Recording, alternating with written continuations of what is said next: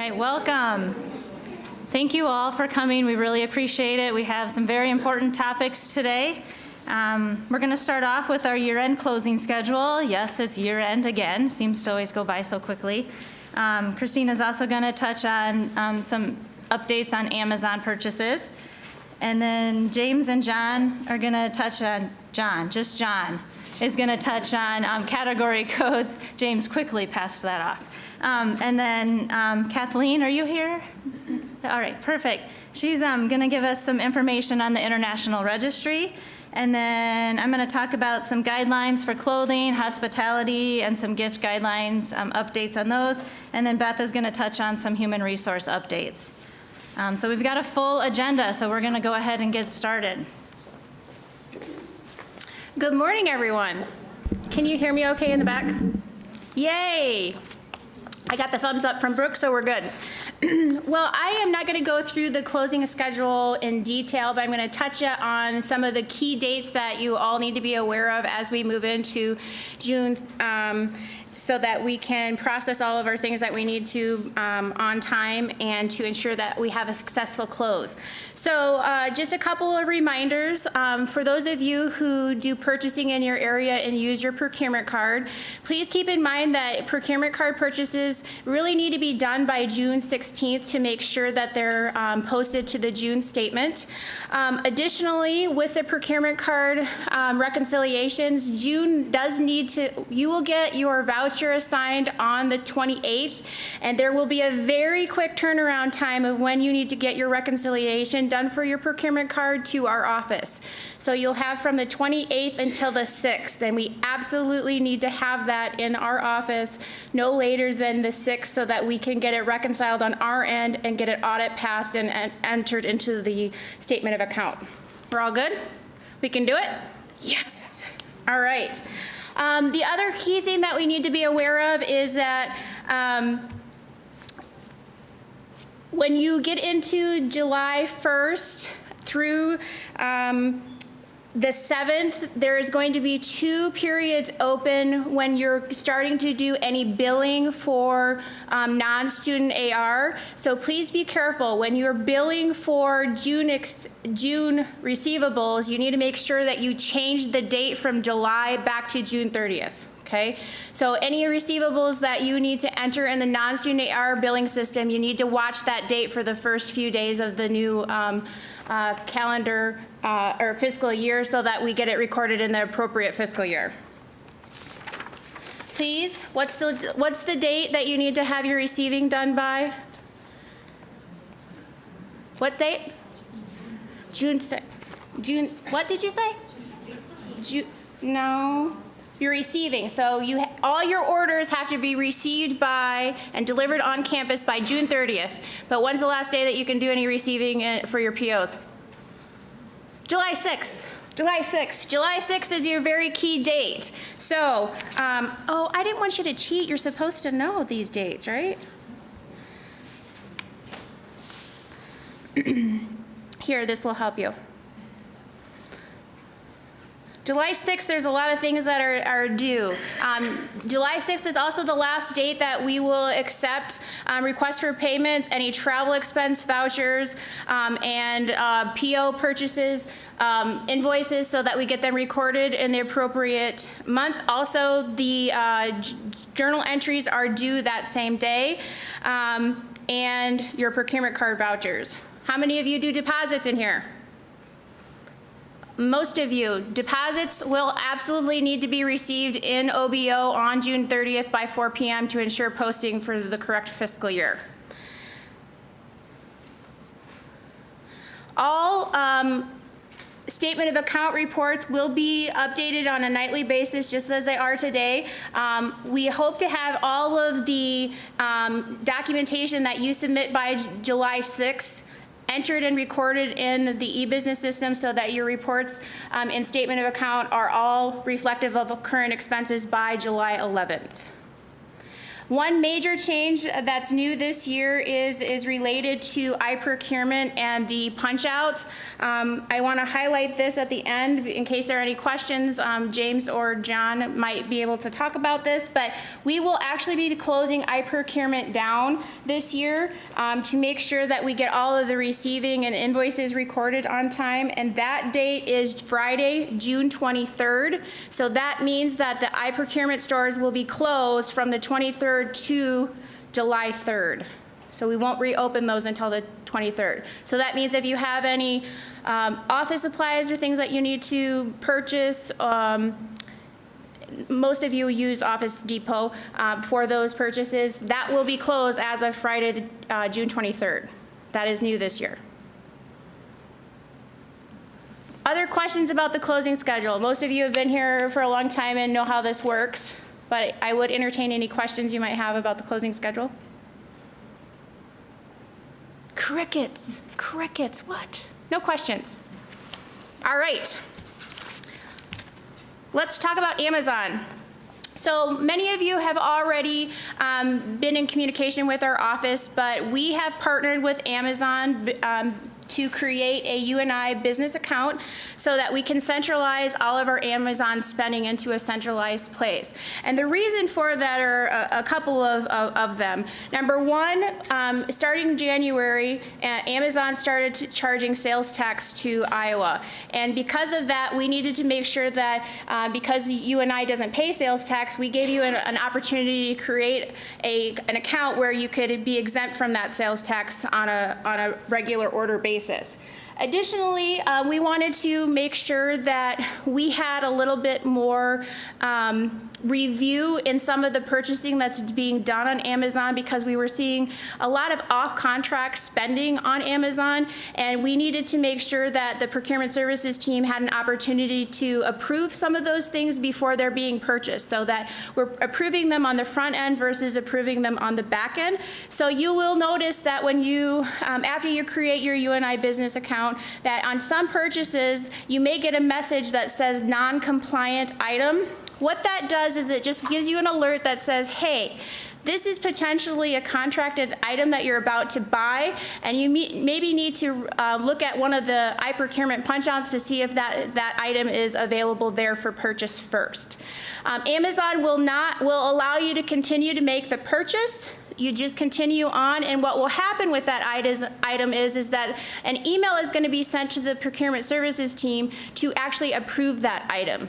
Once they get the email alert, they're going to look at it, and if they have any questions at all about that item and why you're trying to purchase it, they may reach out to you and say, hey, this is available through CDW, or it's Office Depot, and then encourage you to cancel that order and purchase it in another route. In some cases, you need to purchase it through Amazon, and they'll approve it, and then your shipment will be sent. A lot of this is something that is going to be done behind the scenes, and you aren't even going to know that it's happening. But just know that if you get that warning message, you can still order it, but there is a review process that's happening behind the scenes before the shipment is actually sent to you.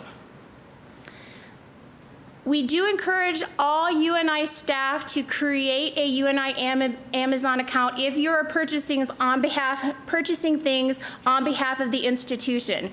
We want you to keep your UNI business purchasing separate from your personal spending. And the reason for that is mainly because of the tax exemption, and so that we can see some of those non-compliant purchasing that's being done through Amazon. We also, with Amazon, have some really great tools to analyze some of the spending that we're doing so that we can determine where we may have some contract opportunities in the future, and also see some of the drill down from Amazon spending, because we don't always get all that level of detail in the statement of account. Now we'll be able to do some analysis to see some of the things and the items that campus folks are needing. What questions do you have about Amazon? Yes? I just wanted to say that when you do make a purchase, if it's a non-compliant item, you do have a comment field. I think you have 100 letters, so you can't say a lot, but if you give some information, that's really helpful for us. And then if we approve it or disapprove it, we'll give you a reason why. And remember, we only have 100 letters, so sometimes we're not using poor English because we're trying to, but we have to abbreviate sometimes. So for everybody's benefit, we want to make sure that if you do have a non-compliant item, there is a comments box that you need to kind of put in a little bit of a justification for the procurement service teams to make that approval decision, and there's only 100 characters that will be allowed. But it is helpful so that they don't have to reach out. Thanks, James. Yes? If you look for something on Office Depot and it's out of stock, can you then purchase it through Amazon? I'm going to defer that to the procurement services team. Sure. You'll still get the notification that it's a restricted item. You'll go back, I'll verify against the Office Depot stock to see, sorry, I don't know who asked the question. I'll go back and verify it that it is out of stock with Office Depot, and then the notification will go to James. If you want to contact me beforehand, you can send me an email beforehand saying, hey, I'm looking at this piece of equipment from Office Depot, they don't have it in stock. Can I go ahead and order from Amazon? If you do that in advance, I'll go ahead and jump and get the answer to James. It'll speed up the process a little bit. So yes, you'll get that notification, and if it's truly out of stock at Office Depot, we'll go ahead and approve that from Amazon if needed. Just to repeat that, the question was, if you see something that you are trying to order in Office Depot and it's out of stock, what do you do? It sounds like you could go to Amazon and make that purchase and then put a comment in it, and then it's going to route to the procurement services area to review. Or you can reach out to John and he will look into it first before you make the order. So either or. Other questions about Amazon? Yes, Tracy. Create the UNI business account for Amazon. Is it self-explanatory? Great question. So for those of you who have not yet created your account, there is an invitation process that needs to happen on the front end. So I will probably need you to contact me, and I'll send you an invitation with an email that provides the instructions of what you need to do to either A, create the new account, or if you already are using your UNI EDU email address for personal Amazon spending, you may have to make some changes to your personal account so that you can then use your UNI EDU account for your business account. And there's some migration stuff that needs to happen. Okay? Just remember, if you have had, I have had a couple of people say that they added our sales tax exemption information to their personal Amazon account. That is not okay. You need to remove that ASAP. Okay, so the sales tax exemption should only be used on your UNI business account. So if you need access, just send me an email and we'll get you set up. Other questions? All right, thank you so much. I believe John is now going to talk about category codes.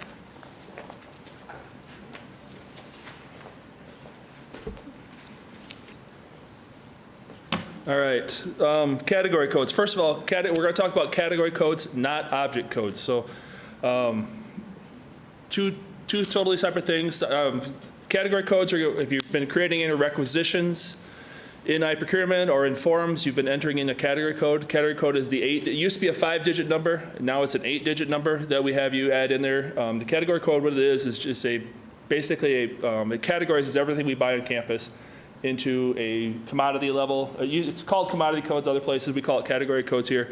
It classifies all the goods, all the services that we get so we know roughly what you're buying. It lets us kind of high level lump things into categories so that we can go back and review and say, hey, you're using carpet cleaning here, you're using carpet cleaning here. Just kind of gives us an idea what we're looking at. You have to enter those in on your requisitions right now. So when you're creating a requisition, not an iProcurement store, but a requisition, you have to enter in the category codes before you put in the price and the quantity, all that good stuff. As I mentioned, it's an 8-digit code. It used to be a 5-digit code, so please do not use any 5. There's a couple 5-digit codes that are still out there that I can't end until all the POs are gone with 5-digit codes. So every time I check frequently to see if the 5-digit codes are still in use. So please don't use them, because eventually what happens if I have to close when your PO closes and you won't be able to process the match. You won't be able to match your PO. We won't be able to process that order. You won't be able to receive on it. The 8-digit code, basically, why do we use these commodity codes, or what are they used for? As I mentioned, we lump things together. So we'll take purchases of, easy one to think of is we have coffee, we have beverages. These are all these, I mean, we have 1,300, 1,400 codes loaded into our system right now. It's a lot. I mean, it's a lot for you guys to look at. But there's 1,400 codes in there, so we use those to kind of say, I bought $29,000 worth of coffee last year. Who did I buy that from? And I can tell you by pulling up that category code, we bought coffee from 4 different vendors, and 3 of them were on contract, 1 was not. That's the kind of stuff that we use those commodity codes for. For you guys, that's not really the biggest, what you guys really need to worry about. What I want you guys to think about is category, what that allows me to do is I can look at those things and say, you know, we're buying from company A and B. Are we getting the same price for the same product from company A and B? You wouldn't know that unless you went out there and priced that, and that's not what you guys should be doing. You guys should not be finding those prices to do that kind of stuff. That's kind of what we should be doing. So what that allows me to do is it allows me to take Department A, Department B, who are ordering the same things, put them all into one category and see exactly how much you're paying for it. That's kind of the high level of what we use the commodity codes for. So what does this mean for you guys, and why are we talking about this today? Right now, you have to put it on your requisitions when you create them. In iProcurement, they're already loaded for you. So everything you buy in iProcurement right now has a category behind the scenes. Molly and I have spent time loading every product on those catalog has a certain category code. It's loaded in there, so we have all these set up. So you guys don't have to touch anything in iProcurement. So that's all done for you. When you're doing a PO or you're creating a requisition for a PO, you have to manually put it in there. Starting July 1 on your RFPs, we're going to have a spot for you guys to be putting in the category code there. So everybody in this room eventually will be doing something with category codes. We're still testing out everything's going to lay out, and nothing's final, but I could just tell you as of July 1, your RFPs will have a spot for category codes on them. So there's a little bit of a learning curve if you haven't used them before on how to use them. I'm working through a few things right now with the rest of the procurement staff to try to make it easier for you guys to use. As I mentioned, there's 1,300 to 1,400 codes in our system right now. That's a lot of codes to try to manually read through and find the right 8-digit code to put on your form. I'm hoping to reduce some of that down to higher level. Category codes are kind of, best way to put it is they have a parent level, then they have subcategories below that. So if you had trees, you would have trees, and you could have a breakdown from trees, shrubs, bushes, stuff like that. Then under each one of those subcategories, it could even get more fine defined, like apple tree, pie, you know, stuff like that.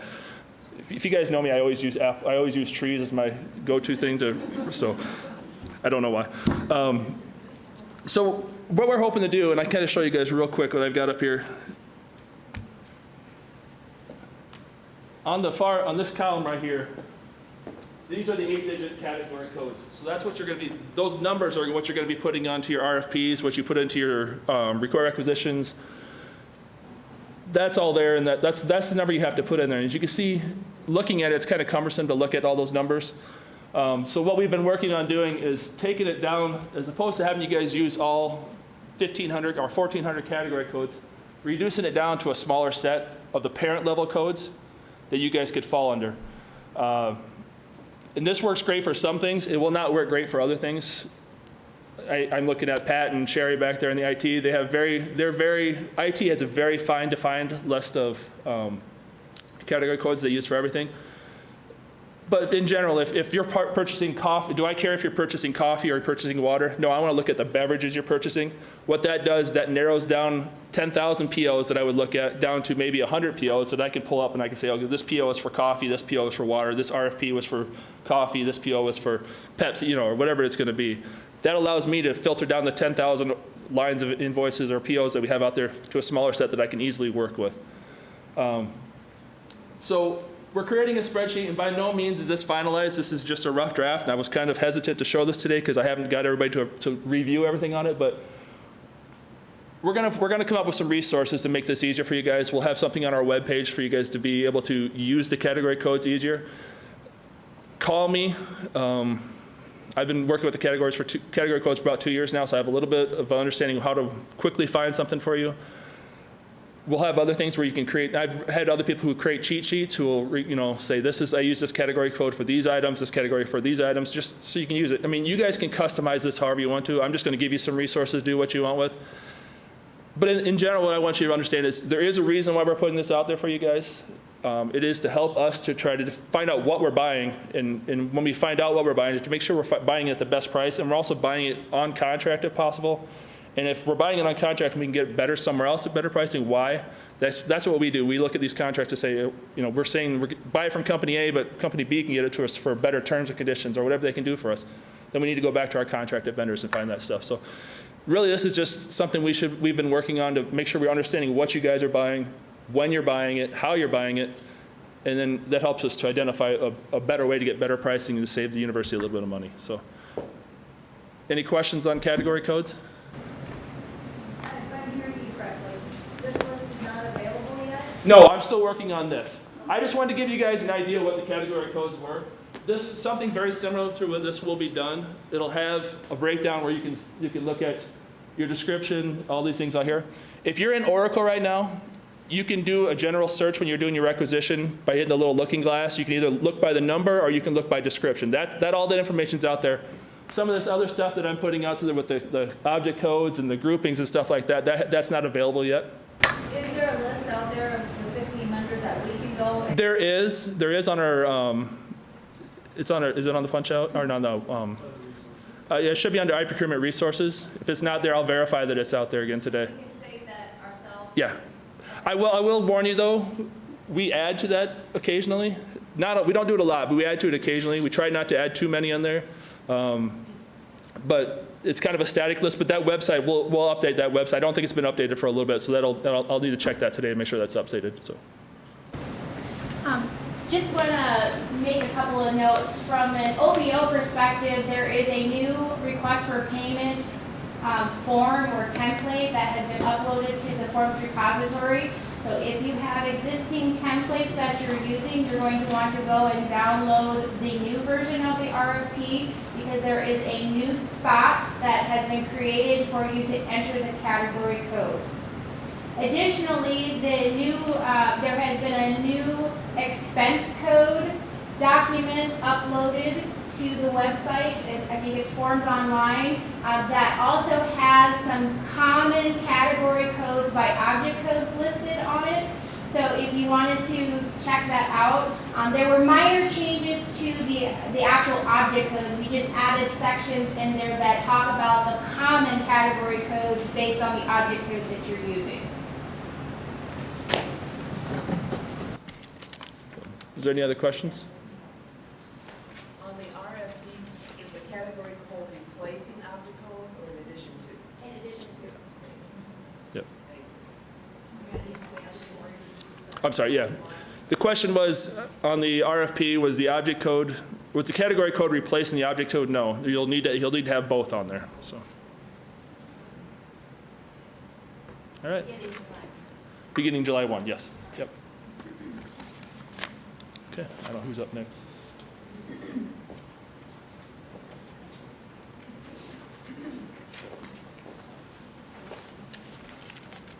All right, our next speaker is Kathleen from International Programs. Any department hosting an international visitor must work with international programs to make sure, among other things, that their visa is correct for their on-campus activities, and also with OBO payroll to review expected taxation of any income. A lot of times we're finding that international guests are coming to campus and then they're wanting payment and they don't have the right visa for us to pay them. And so then we run into some issues there. How do we pay them when they weren't supposed to do those services? So it's this process that Kathleen is going to talk about is very important to make sure that all the visas are correct before we do any contracts with international guests, before we bring them to campus and they perform services. So I'm going to turn it over to Kathleen. I think it's right. Thank you.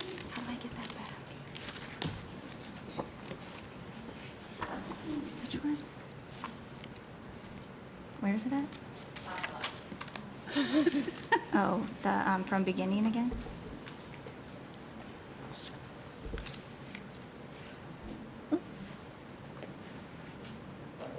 Da-da.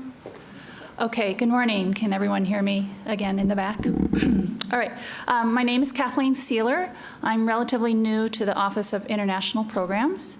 And I've been asked to speak about the International Visitor Registry, which is a lot to say, so we're going to call it IVR as we talk for the next 10 minutes or so. And I have gathered also that the International Visitor Registry is fairly new to many of you. So I'm new and the Visitor Registry are new, and I think it's good sometimes for a beginner to try to explain something that's new to other people, because I've had to learn this in the last couple months, or am in the process of learning this. So what is the International Visitor Registry? This is an online registry that is used both by the international visitor and the host, and it's housed in the Study Abroad Center's travel registry system. The registry is a key tool used to collect important information on both the visitor, the host, and their expected working relationship at UNI. And Tanya already has referenced to some of this, some of the issues that have come up when we're hosting a visitor. The goal is to collect this information in advance. We're going to say that a lot today, in advance of the visitor arriving on campus, if at all possible. And also, it's also one part of a larger process of hosting an international visitor on campus. Okay, why do we have this thing? This was instituted during President Rood's tenure and has been fully supported by subsequent university administrations. The IVR helps in 3 key ways: preparation, protection, and promotion. So I just want to talk about those 3 areas for a minute. The preparation is all the practical stuff. Participation in the visitor registry is part of the larger process of preparing for the visitor's stay. Questions in the registry help trigger discussion and clarification between the host, their department, the business office, the visitor, international programs on such issues as their visa and immigration status, the financial responsibilities of the host and/or the visitor's health insurance, their travel plans, their housing needs, stuff like that. So that's the practical side of this. As we gather that information, we also need to write what's called a letter of invitation, and that's signed by the host department head, the Office of International Programs Executive Director, that's Phil Plord, and the visitor. So this serves as a contract, so to speak, and it outlines the essential details of the visitor's stay and their work on campus. Again, this is something that needs to be done in advance so everybody understands what the deal is and what the arrangements are, and gives us a chance to sort out any confusion or questions. Whoops, hold on a minute there. Okay. All right, how do you get to the International Visitor Registry? For right now, there are 2 basic ways to do that. You can go to internationalprograms.uni.edu. There's a tab at the bottom of the page that says Visiting Scholars. You want to click into there. And then there's a whole range of information within that tab, but you'll see Visitor Registry highlighted in about the 3rd paragraph, and that will get you right into that registry system. You also can call me if you prefer to do it person to person, and I can walk you through that. I can give you a few tips on how to navigate through the visitor registry and answer questions or get you to people who can answer your questions. My hope this summer is to rework some of the materials that are on that link, but I don't think I'll be making dramatic changes. But I think there is room to make things a little simpler and to clarify some things and update some materials. That's just going to take a little time. Anybody have questions on this so far? Okay.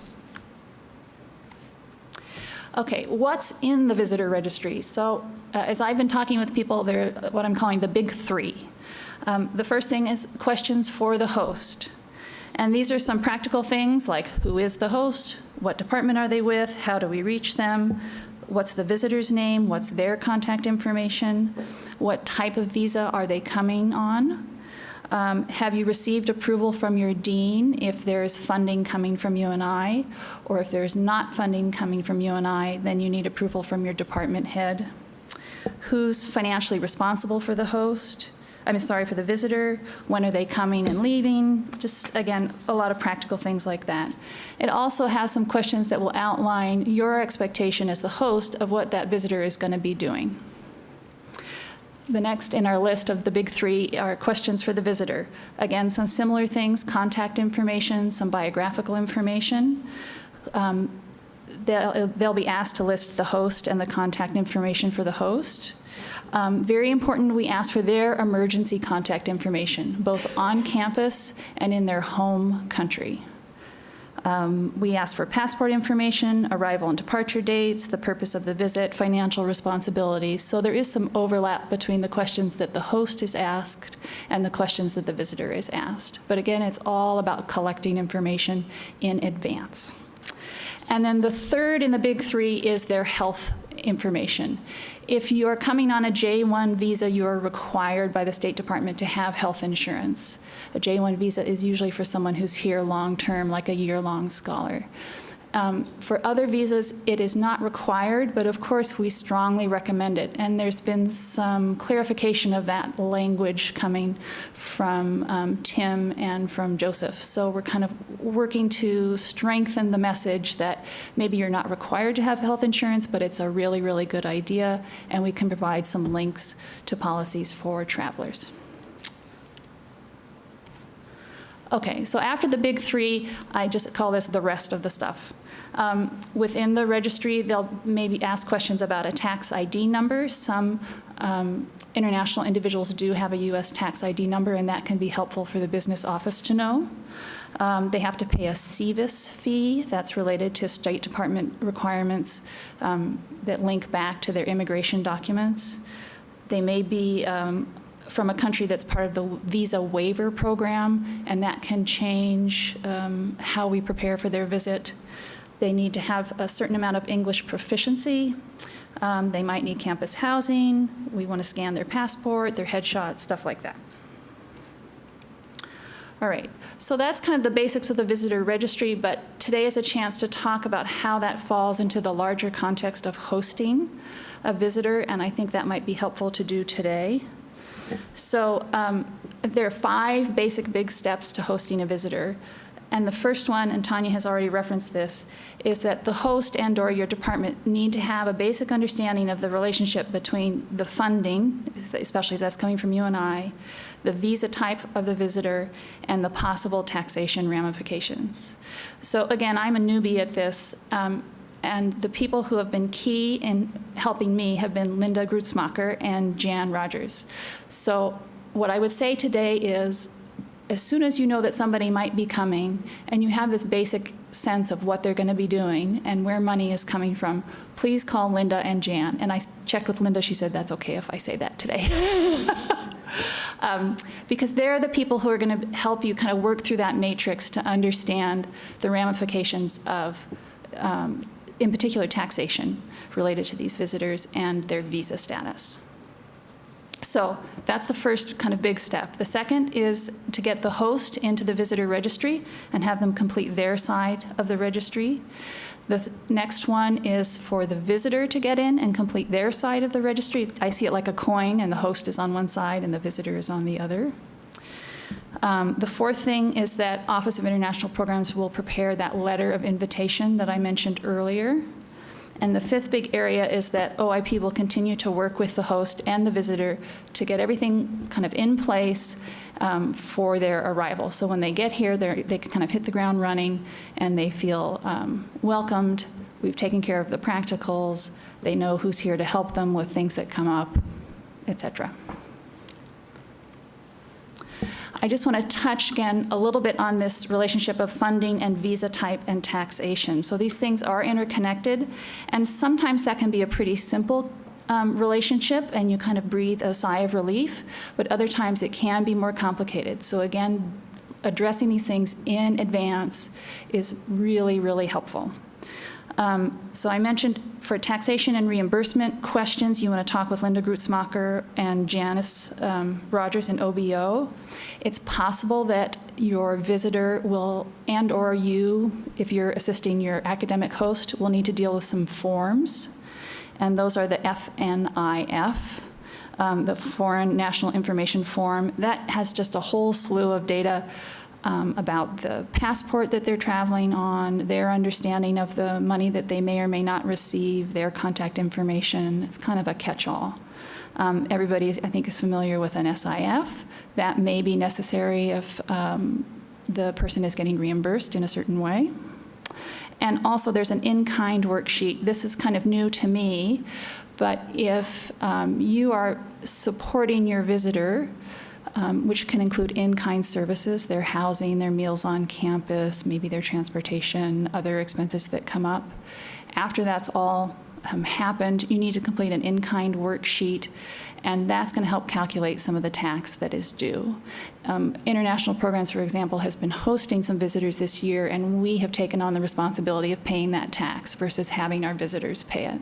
So it was a really important worksheet for me to start to understand and complete with Jan so that we could then make those payments to OBO so that they can make the tax payment going forward.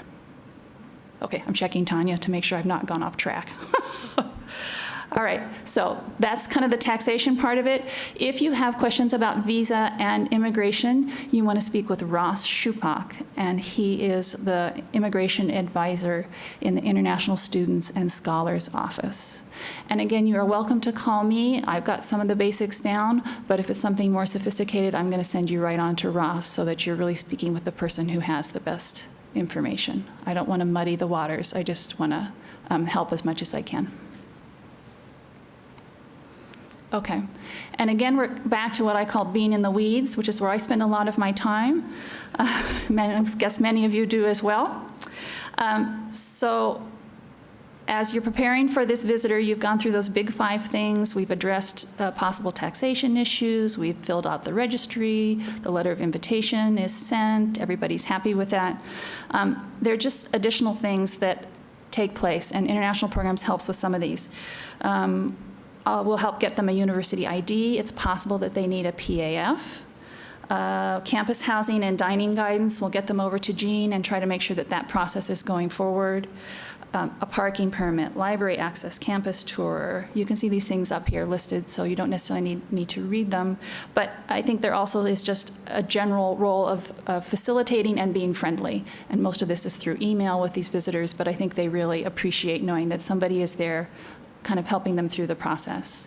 And again, 2 sides of the coin. On the flip side, as the host, I think it's helpful to remember things like you've got this person coming from, who knows how many hours away. They're landing at the airport. Is your host ready to pick them up? Does the host know where they're staying on campus? Do they have the key for that? Are they ready to get them into their room when they're arriving at midnight with, hours of jet lag? Can you arrange a tour for them around town, introduce them to people in the department, let them know what's going on campus or in the community? Just, again, general facilitation and friendliness. Okay.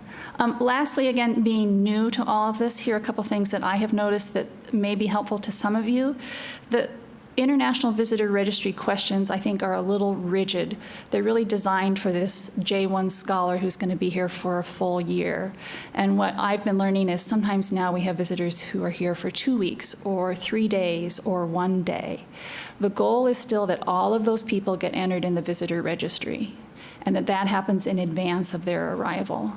But if somebody is here for 1 day, I don't have to get them a parking permit, or we don't have to talk about an ID, but we do have to cover those big 3s. If there's any taxation issues related to their visa, that they're entered in the registry, and that there's a letter of invitation. So that's kind of been part of my learning curve. I thought that might be helpful to mention. Also, navigating through the International Visitor Registry, I think, is a little unwieldy. I'm not a high-tech person, so I'm kind of a good test bunny for somebody who's in another country and maybe not fully proficient with English, and they're trying to figure out what in the world this thing is. So when you as the host or your academic person goes in, they'll use their UID and their passphrase to get into the host side of the registry.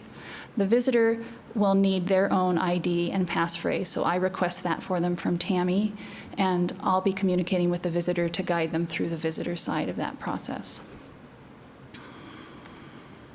Okay, and just a reminder that there are people here to help. So at this point, I'm kind of the generalist in this process, but feel free to call me with your questions, and if I can't answer them, I think I can get you to the person who can. Again, if you have taxation issues, related to visa, related to your visitor, or if you're not sure if you have issues, call Linda and Jan in advance of your visitor coming. That will really make everybody a lot happier and make things a lot easier for everyone involved.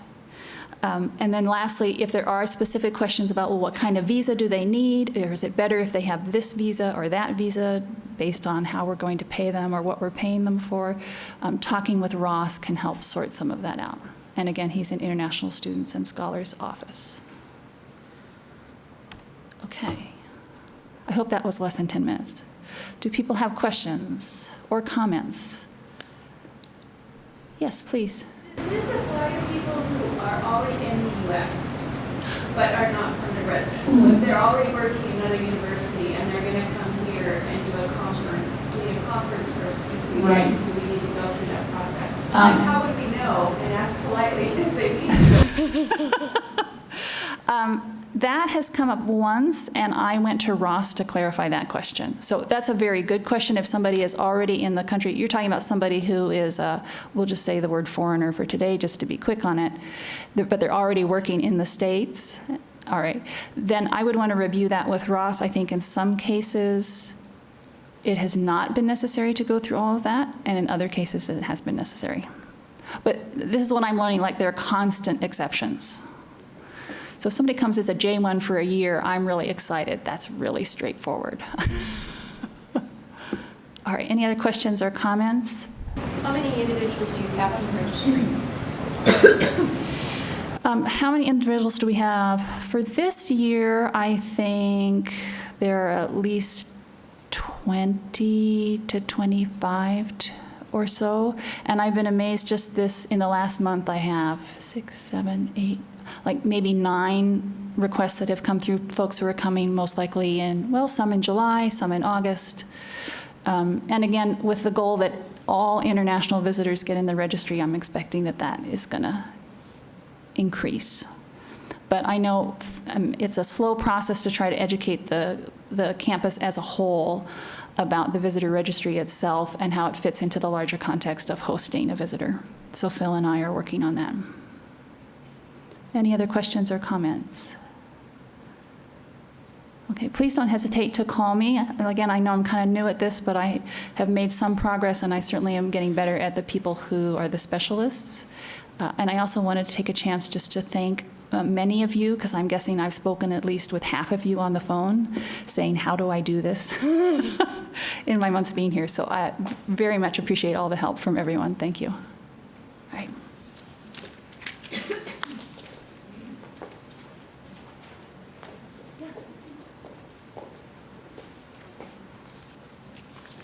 All right, a lot of great information there. To kind of go back with that question about if they're, maybe working, an international guest is working at another university or somewhere else, and then, do they have to go through this process? The few situations that I've dealt with is that they did have to, because sometimes I guess there's a list, and I'm learning a lot of this too. There's a list of, that they pre-approved where they can speak at potentially or work at, and if we're not on that list, we may not be able to pay them for their services. So, again, I would check with. Well, and a better answer for me would be that they at least need to be in a building records. Again, we really have to get at least those big 3. And then all the other stuff, that's when it starts to depend on how long they're here, and what their visa status is. So, all right. So I'm going to touch on some guidelines, some policies and guidelines as far as purchasing and reimbursements. With changes in staff and business operations and training new staff and understanding the policies and guidelines myself, we've realized that we had guidelines for travel. We had travel guidelines, but we didn't really have guidelines for other purchases. We felt that there was a need to communicate reimbursement guidelines so departments know before they make the purchases that they're going to be reimbursed. And, this is to help you and to help our staff when we audit so that we know what is allowed and what is allowed before those purchases are made. Creating guidelines will be a continuous process for us. These are just a few that we've started. We have a lot more that we want to do and get out there so that you have that information. We will communicate those guidelines as we are developing them, creating them at these meetings. We'll also send out emails with those guidelines. If there's any questions on whether or not a purchase you think is, will be reimbursed, or if you can purchase it, feel free to reach out ahead of time. I've had a lot of those questions already. Will this be allowed? Can we buy this? Reach out to us and ask us. We'd love it if you would ask before the purchase is made, so we don't have to deal with it afterwards. How are we going to pay that, or how are you going to pay for it now? So you can ask Christina, myself, Bethany, Mindy, anybody. Any of 4 of us would be able to help you answer those questions, or we'll get the answer for you.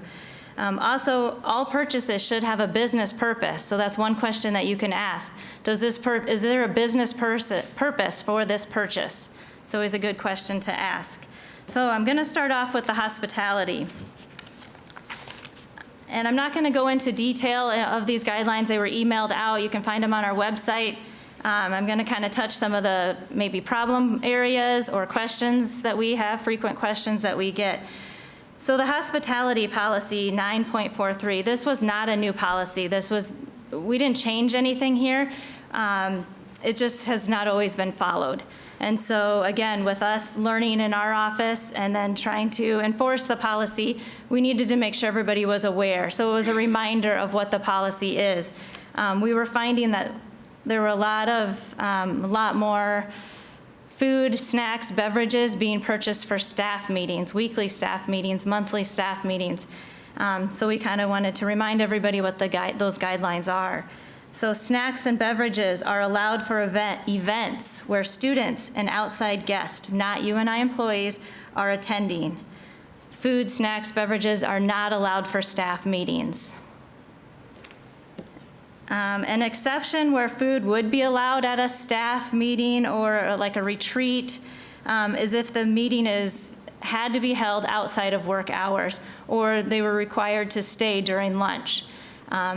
And that's fine. We just need the business purpose for that. Why did the meeting have to be held outside of those business hours? Or it's an all-day retreat. They were required to stay. Yes, we can provide lunch then at that time. We do need, like I mentioned, the business purpose for the meeting and a detailed listing of the staff that attended. I know there's some frustration sometimes when we reach out and ask those questions. We get a lot of pushback, and the auditors request this information from us. And a lot of times when the auditors come and they do their audit, it's several months after that purchase has been made, sometimes a year. I have trouble remembering what I said I was going to do yesterday, today, And so for us to call you up, a year later and say, why did you buy this? You're not going to remember. Well, maybe you will, but I wouldn't. So we need that right away. So it's on there. The auditors have it. We don't have to call back and say, the auditors are asking why you bought this. If it's on there, we've got it. So that's why we're asking. It's required of us. We don't have to reach out to you a year later and find out what that business purpose was. Any questions on the hospitality policy?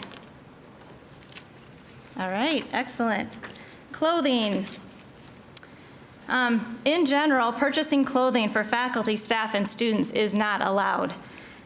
Clothing purchases are considered income. It's kind of like a gift. So they would be subject to tax rules. There are some exceptions to truly be classified as a uniform, and to avoid the taxation, they must be worn there's 2 conditions that must be met. Must be worn as a condition of employment. An example would be a UNI police uniform. And also, it's not suitable for everyday wear. So a lot of times just the UNI logo, you could wear that anywhere. So a lot of times it's a uniform, has a business logo on it. The biggest question that we get are students. Can we buy, T-shirts, uniforms for our students? And you can, for an example, admissions. They, want their students who are giving tours to wear certain clothing. So yes, that is allowed. It has the UNI logo on it.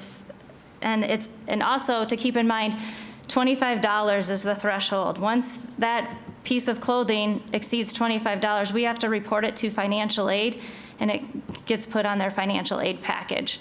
So for students, it has to be Try to keep that purchase under $25. And then print approval, so any logo, and this goes, beyond just t-shirts. Anything that you purchase with a logo on it, the logo has to be approved by the licensing department. And that information details are on our website as well. Any questions on clothing purchases?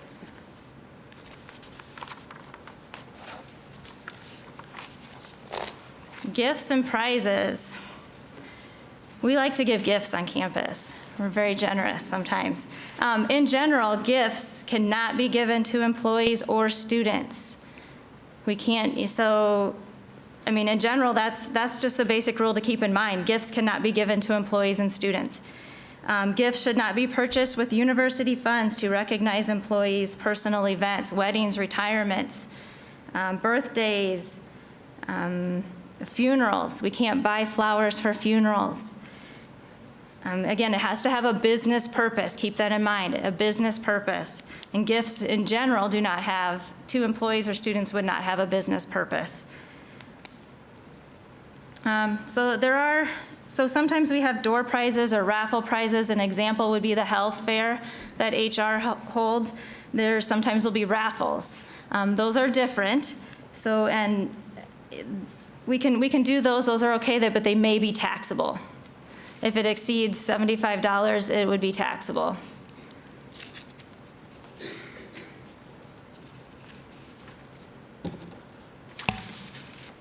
And also the door prizes or raffle prizes for students, those are allowable, and those again have the $25 threshold. Again, anything over $25 would have to be reported to financial aid, and we would do that reporting for you. We would report that to financial aid. It would become part of their financial aid package. So if you're doing a raffle and you're doing gift cards, try to keep those under $25 so to avoid that having to go to financial aid and being part of their package. Gifts to guests. Gift baskets. We've kind of gone back and forth with this, and so this may be a little bit of a change. In the past, we kind of said gift baskets were not allowed. So now gift baskets are allowed. They have to have tangible items in them, no gift cards in them. The gift cash equivalents, gift cards, those are not permitted. And try to keep those gift baskets, they have to be under $75. Gifts or anything in lieu of payment of services is not allowed. So if somebody is coming to campus, they're like, I'm going to speak to your class, don't pay me, just buy me a jacket at the bookstore. That's a real life example. You cannot do that. We can't give them something in exchange for their services. We have to pay them or nothing, I guess. So keep that in mind. We can't do gifts in exchange for services.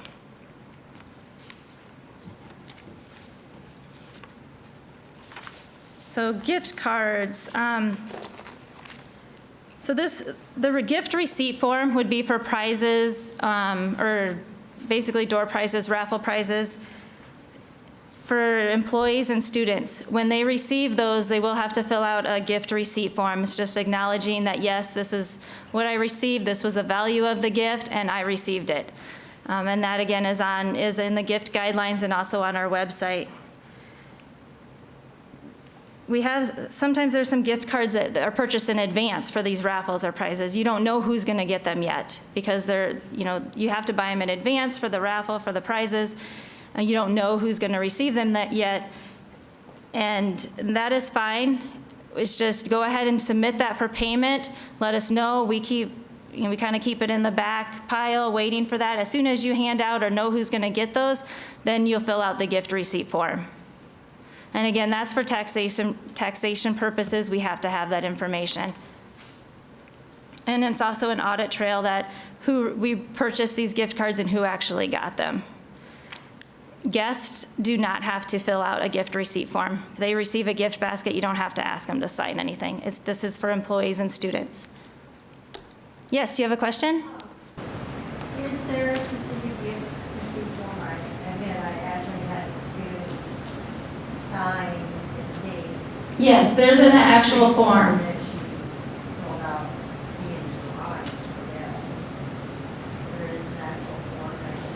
Yes, there is an actual form. The question is there an actual form for them to complete?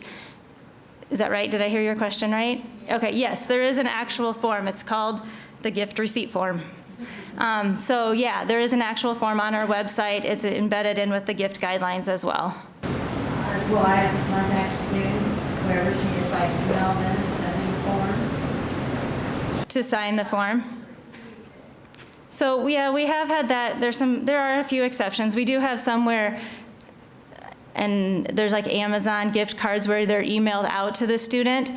If we could just get maybe a confirmation of that email, we don't actually have to have them physically sign for it. Physical signature from her, she says like some. Okay, I yep. didn't know about the form. That's fine. I would just include that. Okay. Yep. Any other questions on the guidelines? I just want to remind them if they have an inventory to do the inventory log. Okay, yes, Christina reminded me. So for the gift cards, there's an inventory log. So when you purchase the gift cards, you have a log where you log them all in, the number on the gift card, and then that way as you hand them out, they're signing, or you're signing that it's been given out, handed out. So there's an inventory of what's been, what you started with, what's been given out, and what's left. And there's specific instructions for that on the gift guidelines as well. One more thing I just wanted to mention has to do with travel. Something new now is employees and students cannot share a hotel room, cannot share a room. So they have to have, if you're traveling, there has to be separate hotel rooms for employees and students. And do employees share a hotel room, just not employees and students? They can. Employees and students cannot share a room, yes. The question was, can employees share a room? And we're leaving that up to the departments. So yes, they can, it's up to the department, but employees and students cannot, yes. What if the student is attempting as an employee, but they're actually a student? Because we actually have that, just in case. So in a sense, it'd be two employees? And she was with another student that was a GA. If their primary assignment on campus is student, you have to treat them as a student. So the PNS Well, I don't temporary. know, it was 30 hours a week versus how much time. Was she a Is it full-time student? I don't know. I mean, I think you want to err on safety, so I So would, you would say no? if you want to err on safety. Yes, we do. Graduate assistants are students, correct? Correct. Graduate assistants would be students, correct. Yes. Sort of a related question. We're one of those departments that pays upfront for travel, but then sometimes there's additional money at the end of the year to completely reimburse travel. I put through a couple of those that are over the guidelines for the number of days after a trip that it can be submitted. So it says the employee is going to be charged tax on their reimbursement. Is that only if they didn't turn the receipts in and they missed that deadline, or Correct. for additional funding? Yeah, no, you wouldn't be charged for additional funding, but that's more in the case if you get an advance and, the trip, I don't know, how many days is it? 120 days, and you haven't submitted the receipts for that advance to make up that total advance, then that money could become taxable. So no, the additional funding, there would not be any tax associated with that. It's just that clearing that advance. If there was no cash advance, would it be the case anyway that they would be taxed? No, it's only for the advance would there be any taxation. That's not really very clear in that, in the form or track. Okay. So, like, I had someone that turned in like receipts, and I just told her she would be taxed because that's what it said. Oh, yeah, we'll take a look at that and see if we can make that clearer then. Thank you. Any other questions on the guidelines? So we are going to continue to create guidelines. I know we have a lot of other information we want to get out there to you so that you have that to make so you know before purchases are made. So we will continue to work on those guidelines and get those out there. Again, if there's any questions, that you may have, whether or not a purchase will be reimbursable, or if you can purchase it, feel free to reach out to us beforehand and ask. Yes, Ken? When we are done with this conversation, can I just do a follow-up on what I said? Yes, absolutely. Yeah. Do you want to jump in right now? Yeah.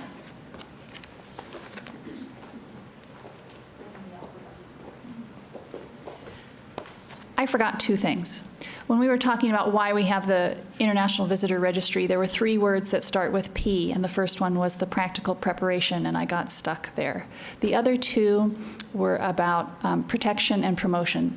So the protection part of it is the visitor registry gets us that emergency contact information for the visitor and also their status on health insurance, whether indeed they have a policy or not. And those are 2 key kind of risk management details that we need to have on hand before a visitor comes. So if indeed there is an emergency when they're on campus, that information that we need is in the visitor registry, and the university understands what it can do to help or what it cannot do to help that individual based on the information that we have on them. So that was one word, protection. And the other is promotion. If you think about it, the visitor registry is an amazing resource of all of the international activity that's going on campus, outside of students, obviously. We're talking about adults, so to speak. And the international collaborations that are taking place. So in February, the university got a call from Branstad's office saying, we want to know everything that's going on campus related with China, anything that any department is doing with China, because of course Branstad is off to be the ambassador to China. So it was really wonderful to be able to go into the visitor registry and say, well, let's just scroll through and see everybody who's here from China and see what department they're working with, and we can give an overview of that and help promote that aspect of academic engagement and internationalization on campus. So I don't think we're going to get called every week about that, but it was a neat way to see that the registry, beyond being this kind of practical tool that can be a little arduous, and I think folks say, but it also has some other purposes that both are critical in an emergency situation and also help promote what's going on at UNI. Thank you.